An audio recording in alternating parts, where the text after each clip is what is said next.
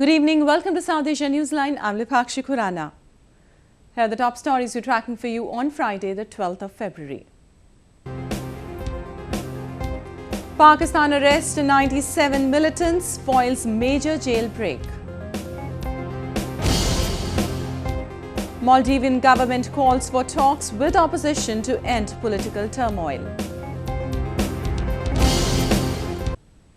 And now for all the details, 97 suspected Al-Qaeda and Lashkar-e-Jhangvi militants have been arrested from Pakistan's southern port city of Karachi on Friday.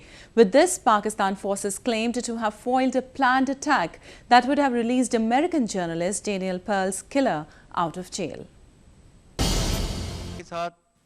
A collective of 97 militants, including 3 commanders from 3 brand groups involved in a string of major terrorist attacks, have been captured in various raids carried out by Pakistani forces. Pakistan Army spokesperson Lieutenant General Asim Salim Bajwa said. The militants belong to Lashkar-e-Jhangvi, Tehreek-e-Taliban Pakistan and the local Al-Qaeda affiliate, he added. Those arrested include the Deputy Chief of Al-Qaeda in the Indian subcontinent or AQIS, Farooq Bhatti and LEJ's Naeem Bukhari and Sabir Khan.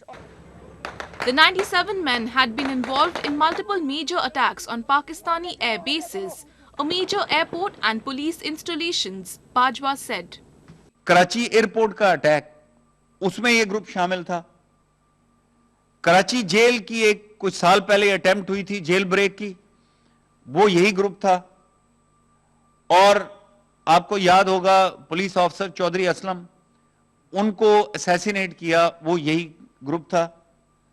और उसके बाद and में मैं आपको ये बताऊंगा कि ये तमाम जो इंटेलिजेंस वाले एफर्ट कर रहे हैं, ये सिर्फ पिछले केसेस नहीं है, अभी जो आगे होने जा रहा था उसमें बहुत सारी ऐसे केसेस हैं, टेररिस्ट एक्ट्स हैं जिनको इन्होंने वक्त से पहले फॉइल कर दिया। Bajwa also informed that several of those arrested were in the advanced stages of planning a jailbreak attempt on the Pakistan's Hyderabad Central Jail. Hyderabad jail break का प्लान था। यह प्लान को 90% एग्जीक्यूशन के लिए तैयार हो चुका था।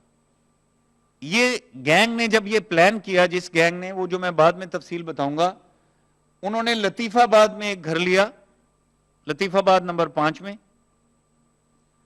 उस घर में इसको कवर करने के लिए उन्होंने प्लास्टिक के कंटेनर्स का कारोबार शुरू किया। He added that the militants had planned to release Khalid Omar Sheikh, who kidnapped and killed the Wall Street Journal's Daniel Pearl in 2002 and is being held at that jail. The Pakistan International Airlines, or the PIA, has sacked 11 employees for their involvement in the strike that caused week-long flight suspension. The employees of the national carrier recently had conducted nationwide strike against the government's decision to privatize the airline. A report. The PIA management terminated 11 contractual employees from their positions over the violation of Pakistan's Essential Services Act of 1952, which was imposed by Prime Minister Nawaz Sharif on February 1st for 6 months. The enforcement of the act had barred the PIA employees from participating in any union activity. The management has also served show-cause notices to its 165 employees for participating in the agitation that started on 2nd February and continued for over 8 days. The employees have been given 72-hour deadline to explain their position. Action would be taken against those employees who failed to give unsatisfactory answers, sources said. The week-long protest by the PIA employees had caused suspension of its flight services, which led to cancellation of over 800 international and domestic PIA flights. The standoff caused about $38 million loss to the national exchequer. The employees alleged that the PIA management has started their revengeful act to sack employees on the direction of the government. Staying on news from the country, Pakistan's Foreign Office insists that militant group Islamic State has no organized presence in the country. A day before, the country's intelligence bureau chief had warned that the ultra-radical Middle Eastern terrorist group is an emerging threat in Pakistan. downplaying Pakistan Intelligence Bureau Chief Aftab Sultan's statement that the Islamic State could be an emerging threat in Pakistan, particularly because of the support of local terrorist and extremist organizations. The country's foreign office maintained that the radical extremist group had no organized presence there. IS has been discussed as a threat at different national forums in the past as well, but Pakistan has rejected the reports of the IS or Daesh attempts to secure a foothold in the country. Let me reiterate that there is no organized presence of Daesh in Pakistan. FO spokesperson Mohammad Nafiz Zakaria told reporters at his weekly news briefing. On Thursday, the Director General of the Intelligence Bureau, Aftab Sultan, had admitted before a parliamentary panel that a Daesh network which was recruiting fighters to send to Syria had been recently busted in Pakistan. Although the Foreign Office maintains that IS is not a major security threat, such assertions have failed to quell fear among people about the group, which is gradually getting active in neighboring Afghanistan. Lashkar-e-Taiba or LAT terrorist David Headley, who continued his deposition before an Indian court on Friday, revealed that he was working for the Al-Qaeda too. He has been arrested for his role in the terror attack on Mumbai in November 2008, in which 166 people were killed. On the fourth day of his deposition on Friday, LET operative David Headley admitted he was working for the Al-Qaeda terror outfit. He said this while testifying before an Indian court via video link in the US. David Headley ने एक और सनसनी खुलासा किया कि 26/11 का आतंकी हमला के बाद वो इलियास काश्मीरी के साथ कांटेक्ट उसका था और इलियास काश्मीरी ये अलकायदा का कमांडर था। उसने कहा कि ये मैंने पूछा कि ये बात तुमने लश्कर को बताई थी क्या, तो उसने कहा कि मैंने नहीं बताई क्योंकि लश्कर मुझे परमिट नहीं करते थे, क्योंकि उनको एक आशंका थी कि मैं गिरफ्त हो जाऊंगा। After the 26/11 attack, Headley said he did recce of the National Defence College in New Delhi on commands of Ilyas Kashmiri for future attacks because many senior Indian Army officers stay there. Headley revealed that he had conducted recce of various spots in Mumbai, including the Mumbai airport, for attacks in 2008. He also said that he had discouraged the Lashkar from carrying attacks at Naval Air Station and the famous Siddhivinayak temple in the city, as the sites were heavily guarded. Headley also told the court that he had visited and taken videos of the Bhabha Atomic Research Center as a possible terror target and handed the footage to Major Iqbal of Pakistani intelligence agency ISI. Also, one of the 26/11 targets was the Khabad house, which Headley said was selected as it was an international location where a number of Jews and Israeli people were staying.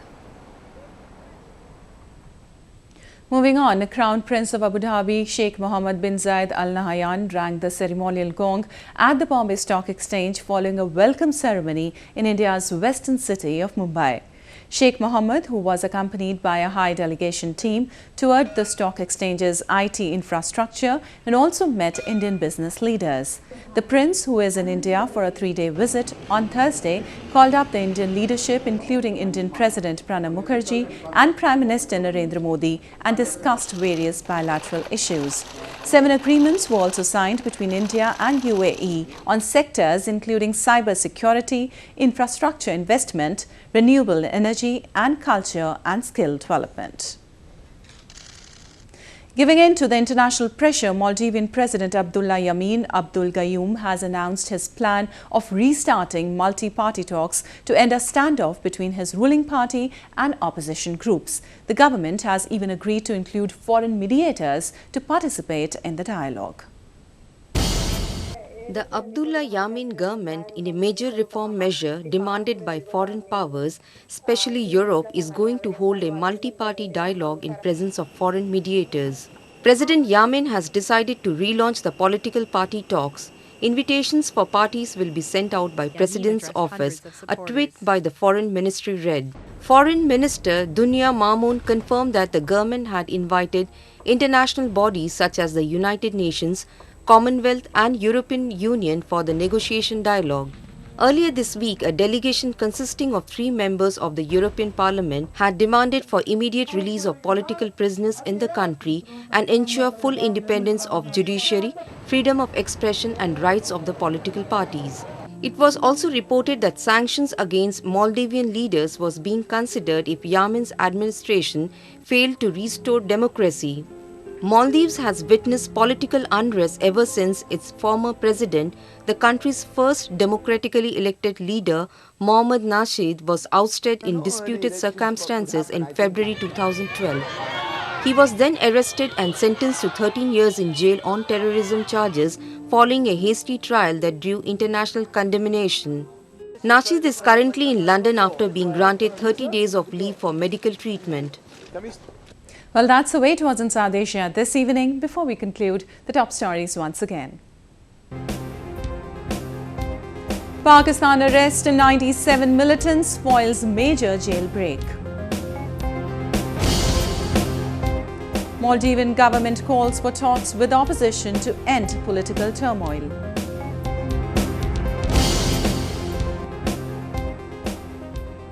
Now our viewers can watch the show on SouthAsiaNewsline.com. You can also visit us on Facebook.com/SAsiaNewsline and follow us on Twitter @SAsiaNewsline.